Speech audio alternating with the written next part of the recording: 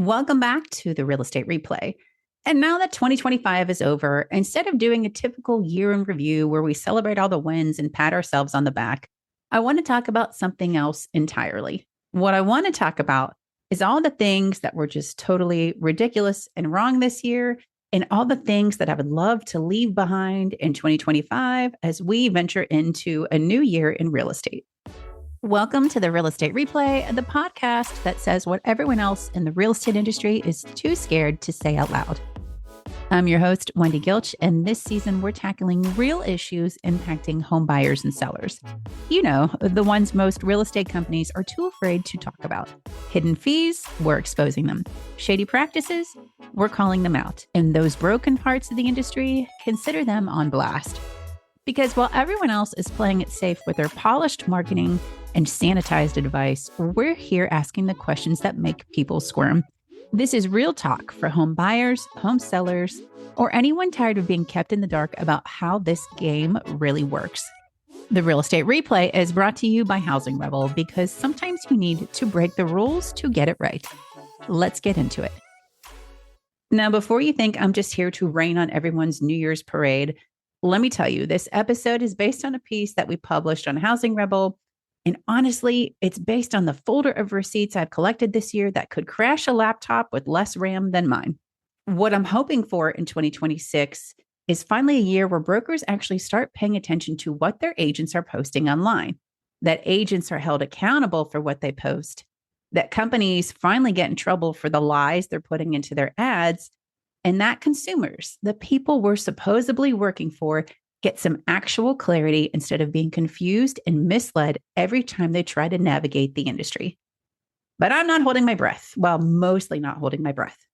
Because plot twist, we might actually be off to a good start. Our local state rep just showed me something coming down the pipeline in Pennsylvania that would put some lovely restrictions on certain companies targeting homeowners. I know. Try to contain your shock that a politician might actually do something helpful. So maybe, just maybe, 2026 won't be a complete dumpster fire. At least a girl can dream. So as many of you have heard me mention before, I have a folder on my computer titled Just in Case. And it's filled up over the years with things I see online, contracts that were sent to me, screenshots, stories from consumers, and things that might be handy for a lawyer, the DOJ, or frankly myself when I have to call out problems publicly. And unfortunately, this year, that folder was overflowing with things I wish consumers didn't hear, see, or sign. So before we get our New Year's resolutions up and running and promise to do better, I wanted to share what's actually been happening. These are real examples from real people in our industry this year. And it's not to call out anyone specifically, but it's to show that we can do so much better than this. So here are the things with examples, mostly. Some of them were videos. You're just going to have to picture it in your head. So here's the top 10-ish things I'd really like to stop seeing. And just consider it this one person's personal opinion on where this industry and other companies are misguiding consumers and even agents. Number one, the coaching industrial complex. Let's start with the coaching industry. And oh boy, where do I even begin? So grab your coffee. This is going to take a minute. First up, coaches who are still telling agents that nothing was wrong with how we've been doing business, still acting like the NAR settlement was an overreaction, like it was just a bad day at the office instead of, a landmark antitrust case. He didn't have brokerages that would do it for less. He couldn't have listed for sale by owner. He was forced. And then after that happened, after the injustice of getting a record home price, he randomly ran into an attorney in his neighborhood and shared his plight. Like, oh my God, people buy this bull crap. And all they had to do was find a jury dumb enough to listen to this story. All you need is one to say guilty. And so that's what they did. As I've said before, we have agents in what I call Camp A. They move forward with the settlement. They made changes, and most of them aren't even including any conversation of buyer agent compensation when they're going through their listing agreement. And then you have Camp B agents who think everything was bullshit. The lawsuit was horrible. It's all just a money grab and nothing was wrong and everything should stay as it was. Spoiler alert, Camp B agents is not the way to go. Can we please have less Camp B coaching in 2026? Please, I beg of you. Then there's this gem. And I tell every buyer at the consultation, my fee to help you buy a house is 3%, and I negotiate extremely hard on your behalf to get the seller to cover that in its entirety. And our team has had a really high success rate at doing exactly that. But here's the catch. If you just ask the listing agent what's the buyer's agent compensation and they tell you 2%, then you have a very hard time justifying putting in an offer at 3%. Instead, I encourage you to work with your buyers so that you're writing realistic, clean, and strong offers and anchor your value at 3%. Yes, of course, there's going to be those situations where the seller absolutely will not cover the difference and the buyer simply doesn't have the money to afford it. But a lot of times you'll find with a good, clean offer, sellers are actually willing to pay that full 3% when they swore they'd only pay 2.5%. Coaches telling agents across different markets with different business models and different competitive landscapes to all charge and hold their value at 3% when working with a buyer client. But when I asked why this coach would publicly make a video telling all agents across all landscapes that they should all hold their value at 3%, they deleted my comment. Oh yes, the classic delete and pretend it didn't happen defense. Very professional. So can we have fewer posts about what agents should be charging in 2026? Or just stop talking about commissions? And my personal favorite, coaches that are claiming, I'll make you more money by charging more commission. Can we negotiate your commission? Is your goal to save on the commission or to get the most money possible? Well, get the most amount of money possible. So if I can help you achieve or exceed that goal, does the amount of commission really matter? Well, I guess not. It's like magic, but with less rabbits and more hand waving. Funny how there's no actual data backing this up. There's no stats, no research that someone charging you 2.5%, 2% will make you less money than someone charging you 3%. There's no peer-reviewed studies. It's just vibes and confidence and probably a really expensive course they want to sell you. So can we make use of valid data to prove points in 2026 instead of just saying, I'll make you more money because I'm charging a higher percentage? Our next segment is agents going viral for all the wrong reasons. And this is where brokers really need to step it up this year. Because over the year, we have gotten folder after folder and examples sent to us over and over again of agents, in our opinion, posting some stupid shit. It's like this weird issue of getting views, clicks, and likes is more important than the actual content that you're putting out and what consumers are actually seeing when you post it. So for this first video of agents, in my opinion, posting the wrong things, you're going to have to use your imagination a little bit. This agent created a video of a consumer driving down the road in which there were two homes for sale. One had someone standing outside with a sign that said 3% buyer agent commission, and the other one said 0. Two open houses. Oh, okay, 3%. Let's see what the other one is here. Oh, 0%? Hell nah. Hey, sir. Yeah, I'd like to take a look. Yeah, come through. Perfect. The agent had the consumer drive down the street, see the 0% sign and say, hey, no way, back it up and go to the 3% home. Because of course, why wouldn't you post a video that people are going to skip your home if you're not going to offer commission upfront to the buyer's agent when you just got sued? When we commented on this video and said, hey, this isn't a good look, you know, your company just paid millions and millions of dollars to settle a commission lawsuit about this issue and that you should probably take it down. Their response was that EXP has a sense of humor and it's fine. Oh, how edgy and brave. But I guess it wasn't so funny when the New York Times called about it because that video disappeared faster than my motivation on a Monday morning. So can we make steering in the actual lawsuit legal sense? Yes, there is more than one way, people, to use the word steering, and stop using it in these videos. Just don't make it a thing in 2026. Show the damn home, negotiate your commission with your client, and include it with your offer and negotiate. It's not that hard. A seller doesn't need to put a number up front. Then we had agents making videos titled things like Places I Won't Live, the Agent Edition. Because nothing says I'm a professional real estate expert quite like publicly trashing neighborhoods based on your own personal vibes. You're local to Wilmington. What are the parts of town that you absolutely would not live in? I need to know because I have mine. And when people come to me and they say, hey, will you help me buy a house here in and around Wilmington, North Carolina? What are the best places to live? What are your favorite places that you recommend? It's going to be different than what you say. I would bet. But I'm very honest. That's one thing about me. I'm very honest because I don't want people to get here or to be moving into a place where, like, I've grown up seeing that neighborhood, passing that part of town, whatever it is, and it's not somewhere you want to live. You know what I'm saying? So I keep it real because I would want someone to keep it real with me. But it just got me thinking. It got my wheels turning because I know what the answer to that question is when people ask me. So what is it when I ask you the parts of Wilmington or Brunswick or Pender County that are like hard no's for you? I will go first. I will give you 2. I love every part of Wilmington, but I would never live in Wrightsboro, and I would never live in Boiling Springs Lakes. Let me know what yours are.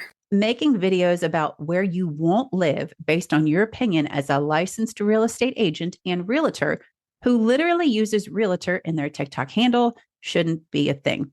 It's not like North Carolina has never had issues with housing discrimination or was mentioned multiple times in the color of law. Oh, wait, it was.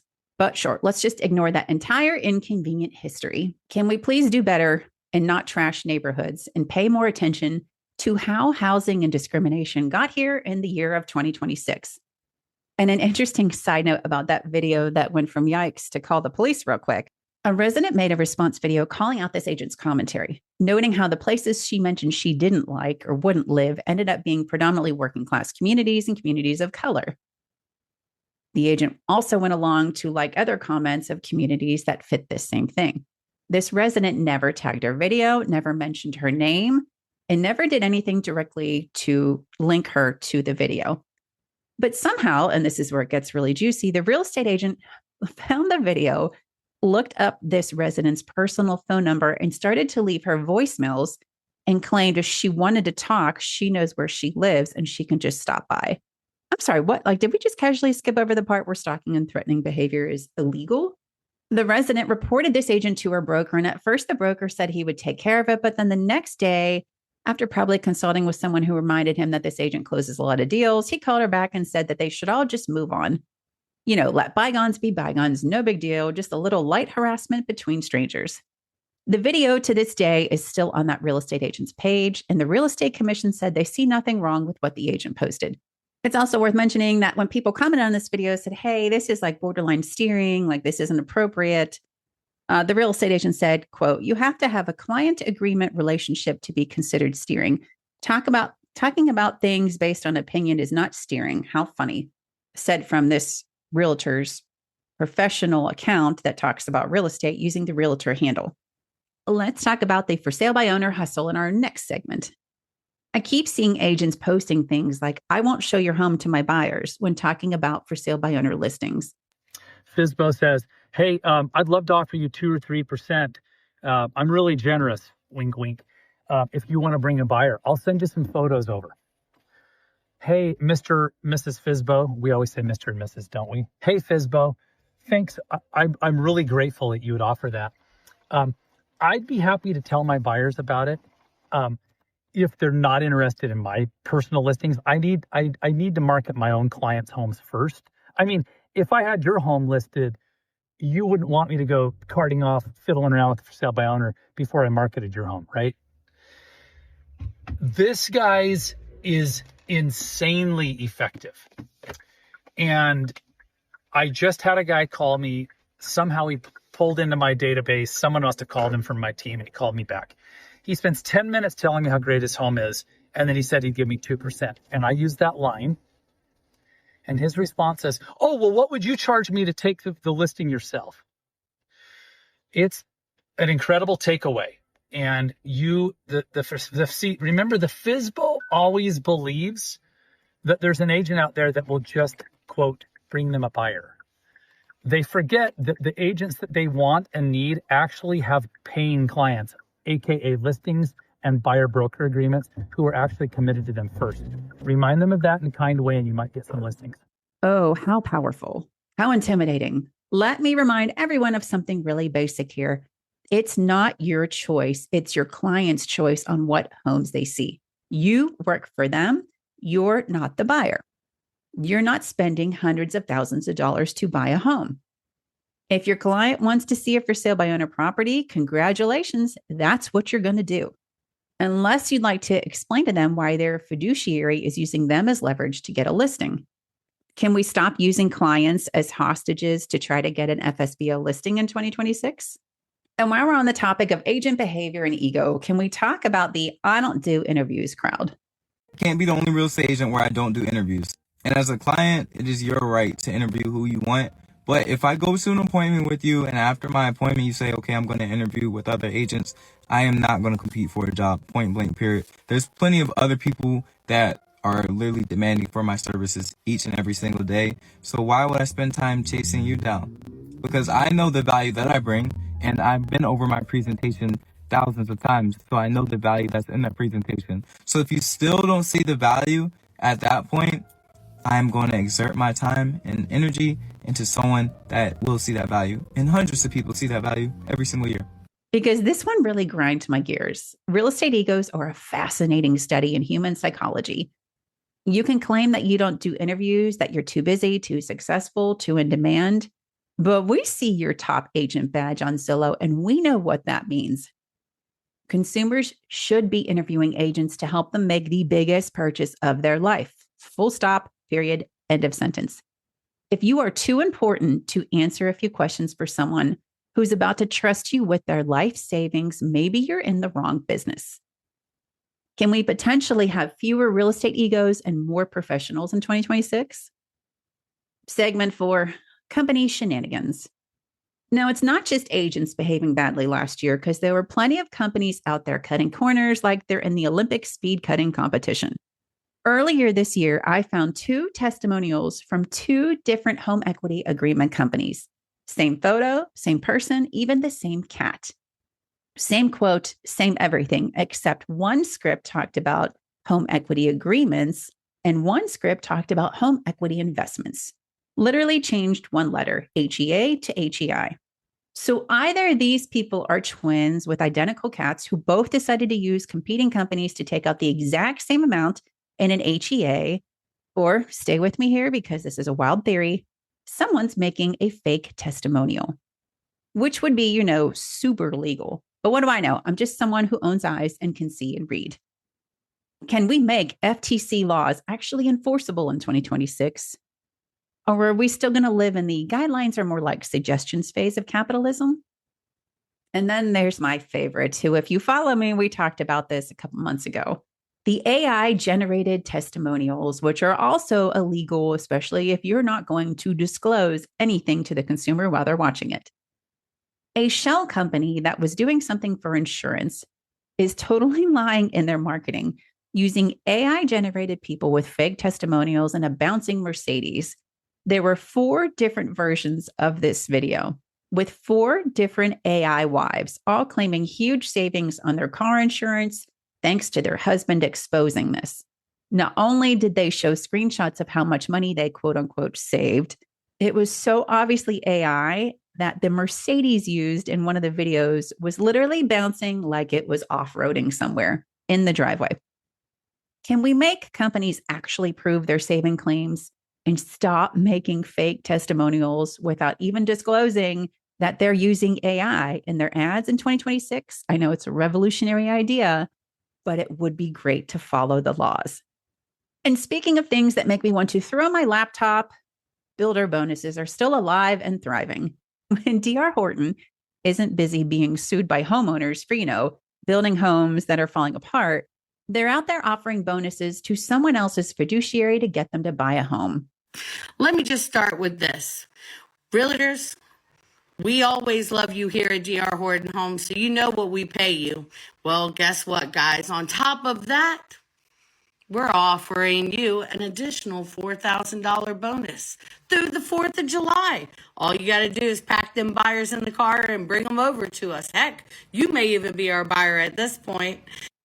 Can we make bonuses to agents who are already someone else's fiduciary not a thing in 2026? Because I'm pretty sure I remember seeing NAR's legal counsel make a video saying, hey, if your agreement says you're going to make this, I would not adjust that based on what someone else is offering you. This should not be a controversial topic, nor should these even bonuses be out there. But here we are. Segment 5, the commission conversation continues. Agents charging 1% are getting trashed right and left by the 3% crowd with exactly zero proof that the agent charging 3% is going to benefit their client more than the agent charging 1%.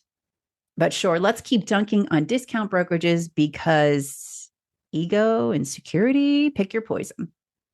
How about we remove our egos and let all business models do their thing in 2026? A radical concept, I know, letting the market decide instead of gatekeeping like we're bouncers at an exclusive commission club.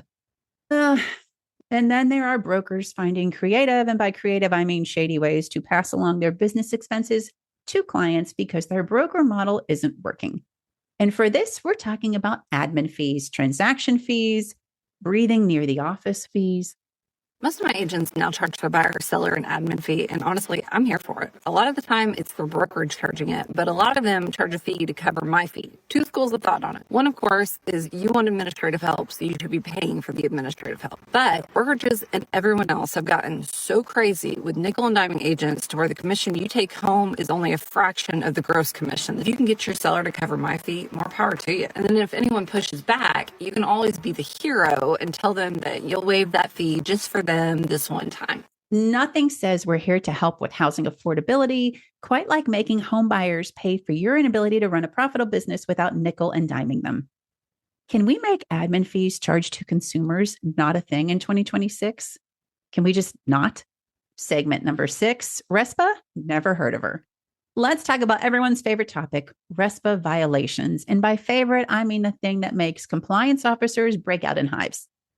I keep seeing posts that are essentially, quote, pay me for leads dressed up as, quote, business development strategies or strategic partnerships. Most lenders, home inspectors, and home warranty companies are mooching off of the real estate agent. One of the biggest problems that you face as a real estate agent is it's you that goes and generates all the leads and new business.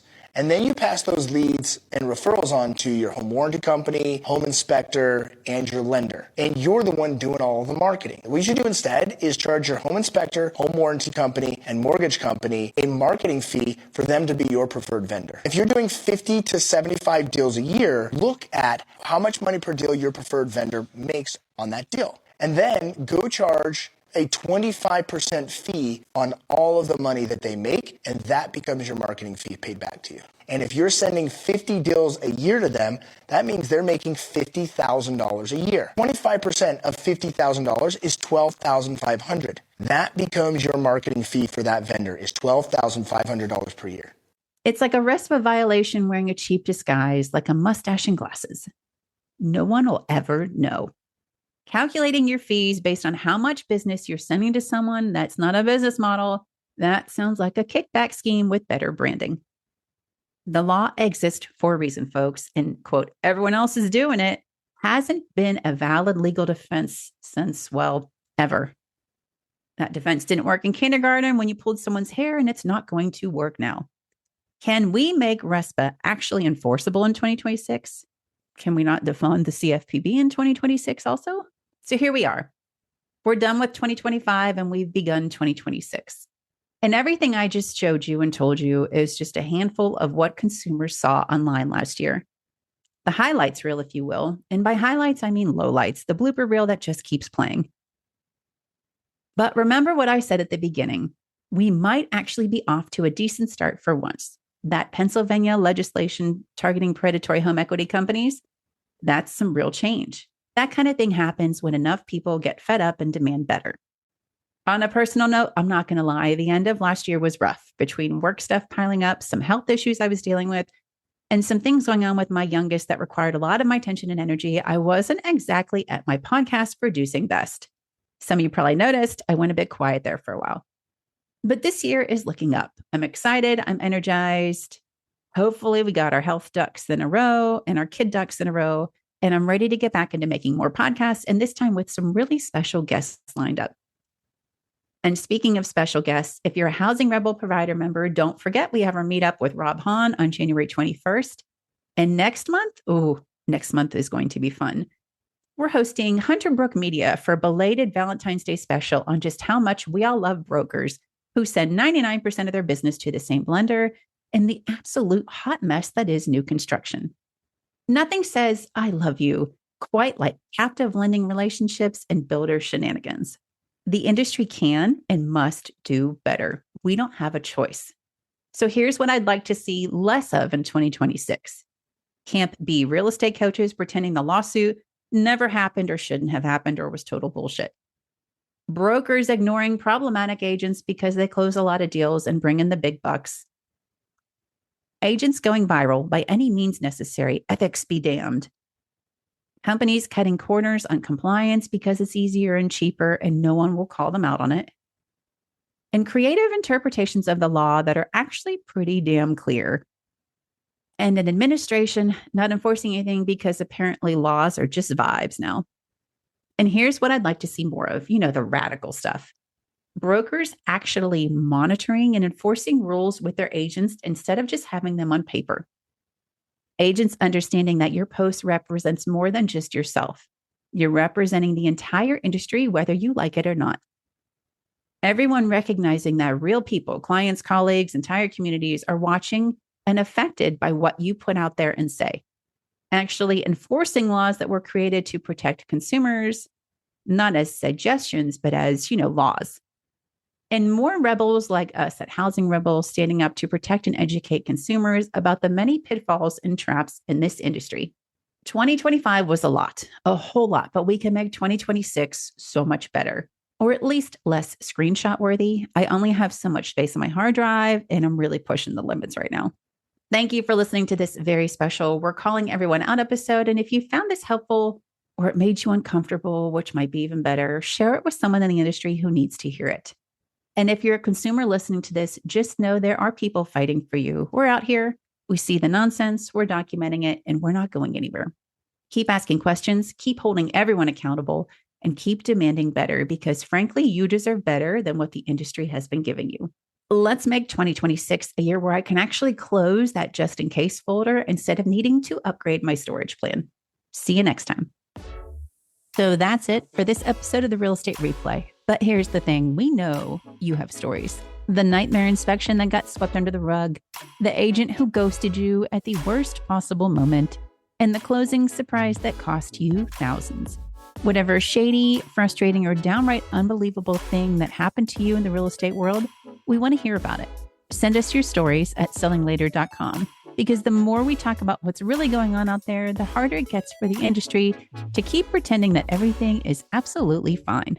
Until next time, stay sharp, ask questions, and don't let anyone tell you that's just how it's done. And if you're a provider in the industry who's totally over a bunch of the industry's BS, come join us at Housing Rebel. We'd love to have you. This has been the Real Estate Replay, brought to you by Housing Rebel by Selling Later. See you next time.